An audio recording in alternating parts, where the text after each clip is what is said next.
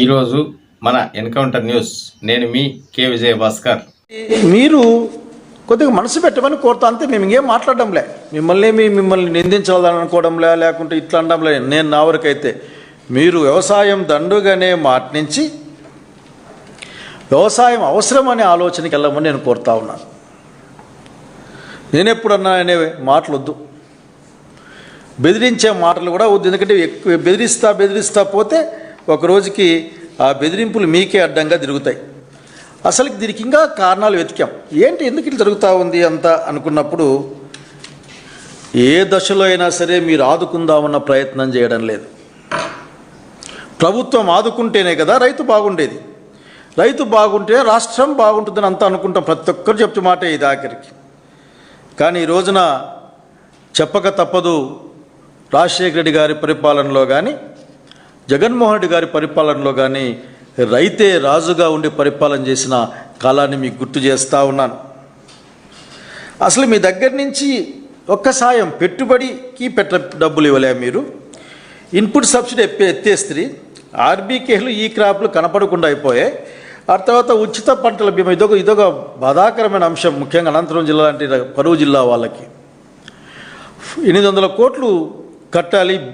దాని యొక్క ప్రీమియం ఉచిత బీమా కోసం మీరు కట్టకపోవడం వలన అసలుకి చాలా జిల్లాల్లో దాదాపు 3,500 కోట్ల రూపాయలు నష్టపోయారు. పంటలు ఎండిపోయినాయి, ఇన్సూరెన్స్ రాలేదు. అట్లాగే గిట్టుబాటు ధరలు లేవు, పంటలు కొనుక్కునే వాళ్ళు లేడు, సున్నా వడ్డీ సున్నా వడ్డీ లేకుండా పోయే. ఇట్లా ఏమైనా చూసుకోండి మీరు. చివరికి ఎంత దుర్మార్గం అంటే, ఎంత కష్టకాలం వచ్చిందంటే, చెడ్డకాలం.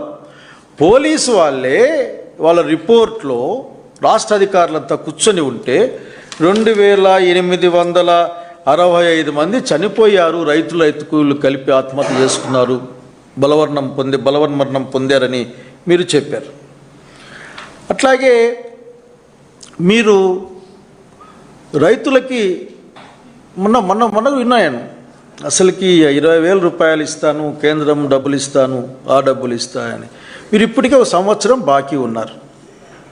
ఆ సంవత్సరం డబ్బులు కూడా మీరు ఎన్నిక ఇవ్వాల్సిన అవసరం ఉంది జనానికి. అసలు ఈ రోజున ప్రకృతి నుంచి వచ్చే కష్టం, మార్కెట్ ఫోర్సెస్ నుంచి వచ్చే దోపిడీ కష్టం, దానికంటే ప్రభుత్వం యొక్క నిర్లక్ష్యం వల్లనే రైతుల యొక్క జీవితాలు అంతం చేసుకునే ఆలోచనలు చేస్తూ ఉన్నారు. ఇది ప్రజాస్వామ్యంలో కానీ నాగరిక సమాజంలో కానీ ఇది ఒప్పుకోదగ్గ అంశం కాదు. కనుక అన్నం పెట్టే రైతును కాపాడాల్సిన అవసరం ఉంది. వారికి ఇవ్వాల్సిన అన్ని అంశాలని మీరు ఇవ్వాలి. మీరు అన్నదాత సుఖీభవ అని మొన్న కూడా నేను చూశాను, దాదాపు 7 లక్షల మందికి ఎగ్గొట్టేశారు మీరు. 7 లక్షల మందికి ఎగ్గొట్టేసేసి పోన్లే అంటే కౌలు రైతులకు కూడా మీ దగ్గర నుంచి ఎటువంటి సహాయం కూడా లేదు. మీ మోండా తుఫాన్ గురించి మాట్లాడే వాళ్ళు కూడా ఎవరూ లేరు. ఈ రోజున మిర్చి, పప్పుశనగ, మొక్కజొన్న, అరటి,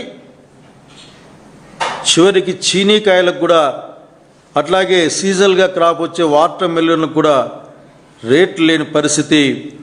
అరటి 2,000కి 2 రూపాయలకు అమ్ముకునే పరిస్థితి వస్తూ ఉందని ఇప్పుడే ఫోన్లు చేస్తూ ఉన్నారు. పోయిన రోజున 5 రూపాయలు ఉంది, ఇంకో తగ్గుతూ ఉంది అని చెప్పే పరిస్థితి ఉంది. ఇంత ఉంటే దీన్ని మీరు ఆలోచించరా అడుగుతున్నాం. మేమైనా మాట్లాడితే పాలిటిక్స్ చేస్తామని అంటారు. కానీ రైతుల యొక్క కష్టాలని మీ దృష్టికి తీసుకురావాలి. మీరు విఘ్నతతో వ్యవహరిస్తా అనుకుంటా ఉన్నాం, లేకపోతే రైతుల పక్షాన ఎటువంటి కార్యాచరణకు చేయాలన్నది వైఎస్ఆర్ కాంగ్రెస్ పార్టీ ఆలోచించుకుంటుందన్న విషయాన్ని చెప్తా ఉన్నాం. మీరు వ్యవసాయం అంటే విత్తనం ఇచ్చే దగ్గర నుండి పంట అమ్ముకునేంత వరకు గవర్నమెంట్ కంట్రోల్లో ఉండాలి. విత్తనం సబ్సిడీ మీద ఇవ్వాలా, ఎరువులు ఇవ్వాలా, చివరికి యూరియా మూట్ల కోసం మైళ్ళ కొద్దీ క్యూల్లో ఉండే చిలుక ఆర్బీకేలు కూడా మీరు యూరియా ఇచ్చిన పాపాన పోలేదు. ఎరువులు ఇవ్వలే, పురుగు మందులు రాలే. చెప్పేది ఏంటంటే, మీరు చెప్పే మాట వ్యవసాయానికి కరెంట్ ఇస్తున్నాం కదా అని, అది కంటిన్యూస్ ఫాలో అయ్యే వ్యవహారం. నేను ఇక్కడ చెప్తా ఉన్నాను, ఇప్పుడు నేను చెప్పిన అన్ని మాటలు, పెట్టుబడి ఇచ్చినా, ఇన్పుట్ సబ్సిడీ ఇచ్చినా, కరెంట్ ఇచ్చినా, విత్తనం సబ్సిడీ ఇచ్చినా, డ్రిప్ ఇరిగేషన్ ఇచ్చినా, లేక ఆర్బీకేల ద్వారా ఎరువులు పురుగు మందులను సప్లై చేసినా, రైతును పట్టించుకున్నా, అట్లాగే కొనుగోలు కేంద్రాలు పటిష్టంగా అమలు చేసి కొనుక్కున్నా, ఇవన్నీ కూడా జగన్మోహన్ రెడ్డి గారి పరిపాలనలో సజావుగా రైతు పక్షపాతి పరంగా రైతుల పక్షాన జరిగిందని చెప్పడానికి ఒకే ఉదాహరణ 1924 మధ్యలో 1,84,567 కోట్ల రూపాయలని ఖర్చు పెట్టారు రైతుల కోసం. ఏమైంది మీ దగ్గర? ఈ క్రాప్ లేదు, ఆర్బీకే లేదు, స్థిరీకరణ అనేది మీరు చెప్పారు ఇట్లా నామకే వాస్తే 300 కోట్లు పెట్టారు, కానీ ధరల స్థిరీకరణని అది ఉన్నా లేనట్లే. మద్దతు ధర అసలు చెప్పేవాళ్ళు లేడు. మూటల మొక్కజొన్న కానీ శనగలు కానీ పడి ఉన్నాయి రోడ్డు మీద.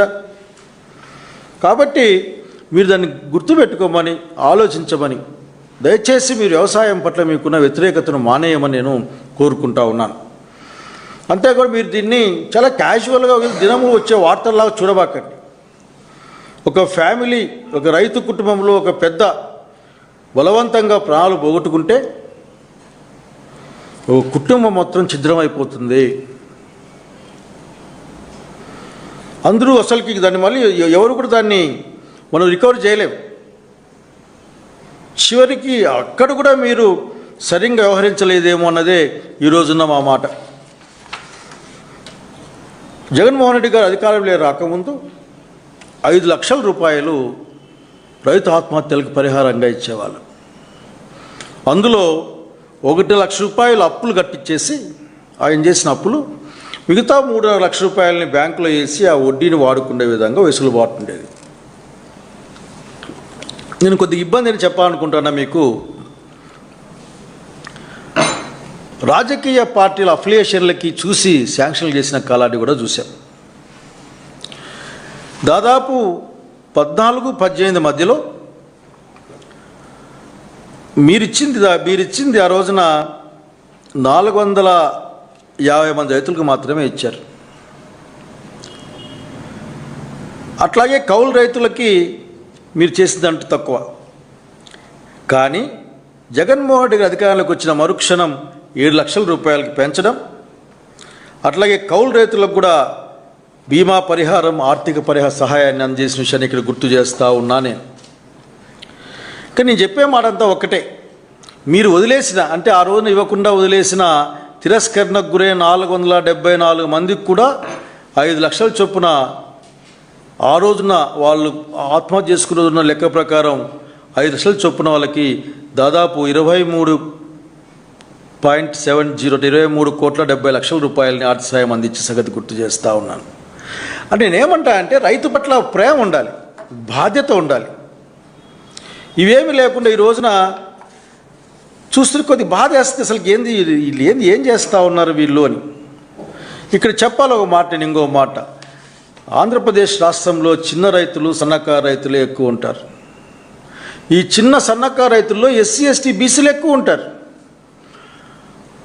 మాంద్యాన్ని, అంటే ఆ వ్యవసాయ మాంద్యాన్ని కానీ ఆ ఒత్తిడిని కానీ తట్టుకోలేరు. ఇక్కడ తట్టుకోలేనప్పుడు వాళ్ళు ఏ ఆలోచనలు చేస్తారో మీకు ప్రత్యేకంగా చెప్పాల్సిన అవసరం లేదు.